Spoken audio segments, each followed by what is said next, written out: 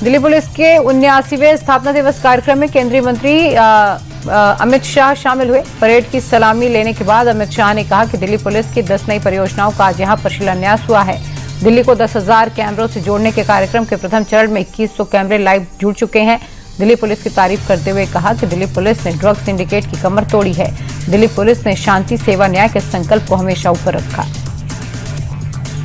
Film निर्माता रोहित शेट्टी के घर पर फायरिंग के मामले में पुलिस ने बड़ी कार्रवाई की है। मुंबई क्राइम ब्रांच ने 6 शूटर्स को गिरफ्तार कर लिया है। क्राइम ब्रांच ने इन 6 में से 4 शूटर्स को हरियाणा से अरेस्ट किया। आगरा से भी एक आरोपी गिरफ्तार हुआ है। अब तक 12 आरोपियों की गिरफ्तारी हो चुकी है।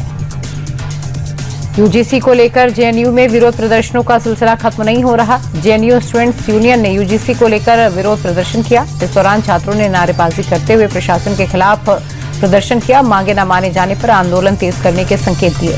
इस प्रदर्शन के दौरान एक बार फिर ब्राह्मणवाद मुर्दाबाद, ठाकुरवाद मुर्दाबाद और हिंदू राष्ट्र मुर्दाबाद जैसे नारों का प्रयोग किया गया। और इतना ही नहीं, इस दौरान बीजेपी के प्रमुख नेताओं के खिलाफ आपत्तिजनक नारे भी लगे। बिहार के कटिहार जिले में कुरसेला हाट बाजार में भीषण आग ने तबाही मचा दी। रविवार की रात NH-31 किनारे स्थित इस हाट में अचानक लगती आग ने विकराल रूप ले लिया। अनुमान ये है कि 150 से 250 दुकानें तक पूरी तरह से जलकर इसमें खाक हो गई। आग की लपटें कई फीट ऊंचाई तक नजर आई। धुआं जो है वो दूर दूर तक दिख रहा था। दमकल की गाड़ियों ने जब तक आग पर काबू पाया तब तक अधिकांश दुकानें जल चुकी थी। राजस्थान के बीकानेर में घुसखोर एलडीसी के घर एसीबी ने छापेमारी की। इस दौरान एलडीसी की आय से 938% ज्यादा संपत्ति का खुलासा हुआ। आरोपी के 3 बंगले, कई प्लॉट बीकानेर में हैं। कार्रवाई के दौरान बंगलों से 76 लाख कैश और 17 हेक्टेयर जमीन के कागजात मिले। साथ ही 3 गाड़ियां, 2 बाइक, करोड़ों रुपए के लेन देन से जुड़े कागजात भी बरामद किए गए। महाराष्ट्र के छत्रपति संभाजी नगर में मुस्लिम मंत्री के मंदिर जाने के बाद मंदिर को शुद्ध किए जाने का मामला सामने आया। यहां मंत्री अब्दुल सत्तार के मंदिर में दर्शन करने के बाद कुछ युवकों ने मंदिर को अशुद्ध बता दिया और गौमूत्र से शुद्ध किया। अब्दुल सत्तार कल महाशिवरात्रि के मौके पर रहीमाबाद के नागेश्वर मंदिर गए थे। उनके जाने के बाद कुछ युवकों ने सत्तार के दर्शन पर आपत्ति व्यक्त की। हैदराबाद में आईएमआईएम कार्यकर्ताओं पर हमला हुआ है। ओवैसी की पार्टी के कार्यकर्ता महाराष्ट्र के बुल्ढाना से हैदराबाद जश्न में शामिल होने आए थे। रात करीब 10 बजे गोलपुरा क्षेत्र में आईएमआईएम का झंडा लगा जो एक व्यक्ति गाड़ी को रोककर अज्ञात लोगों ने कार्यकर्ताओं के साथ मारपीट की और पार्टी का झंडा फाड़ दिया। घटना तब हुई जब ये कार्यकर्ता पूर्व सांसद इम्तियाज जलील के नेतृत्व में रैली में शामिल होने के बाद रात्रि भोज के लिए जा रहे थे। चेक बाउंस केस में बॉलीवुड एक्टर राजपाल यादव को बड़ी राहत मिली है।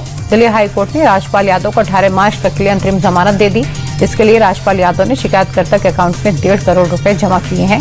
कोर्ट ने राजपाल यादव को अपना पासपोर्ट सरेंडर करने के लिए कहा। आज डॉक्यूमेंटेशन क्लियर होने के बाद कल तक वो तिहाड़ जेल से बाहर आ सकते हैं।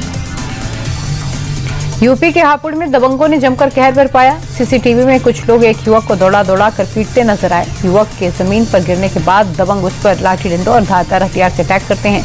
बर्बरता जेल रहे शख्स का नाम इमरान है। मामूली विवाद को लेकर उसके साथ मारपीट की गई, जिससे युवक की हालत गंभीर है। अब वीडियो के आधार पर मारपीट करने वालों की तलाश की जा रही है। झांसी में 2 पक्षों के बीच हुई जमकर मारपीट का वीडियो सोशल मीडिया पर वायरल हो रहा है। बताया जा रहा है मामूली कहासुनी के बाद शुरू हुआ विवाद देखते ही देखते हिंसक झड़प में बदल गया। दोनों पक्षों के लोग आमने सामने आ गए और लाठी डंडों पत्थरों से एक दूसरे पर हमला कर दिया। मारपीट में महिलाएं भी शामिल रहीं।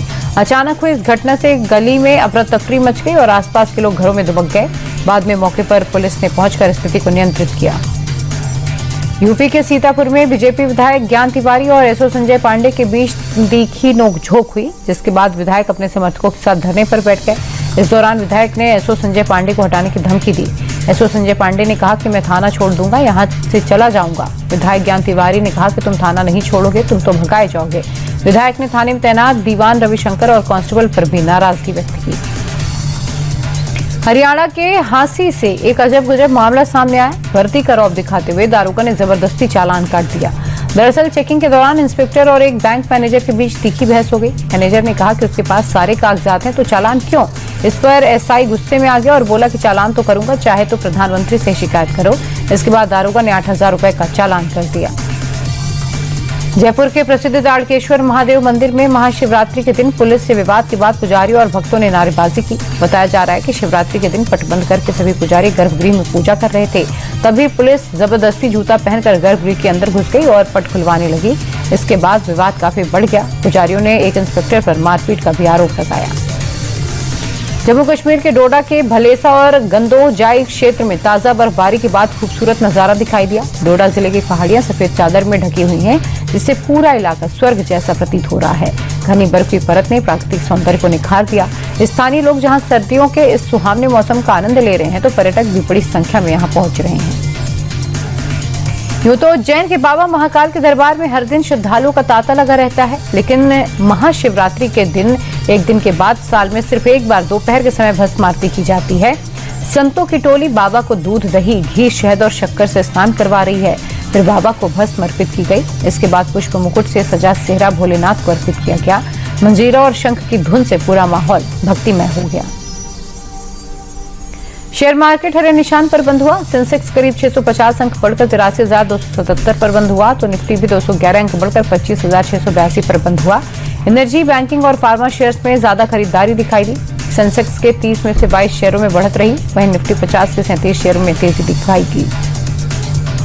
देश की सबसे बड़ी एयरलाइन इंडिगो बड़े पैमाने पर पायलट की भर्ती करने की तैयारी कर रही है। जल्द ही कंपनी 1000 पायलट भर्ती करेगी। दिसंबर में फ्लाइट रद्द करने और क्रू की कमी के चलते इंडिगो ने यह फैसला लिया है। दिसंबर 2025 में 7 दिन के अंदर कंपनी ने 5000 उड़ानें रद्द की थी। ये देखते हुए ही कंपनी अब बैकअप के लिए तैयारी कर रही है।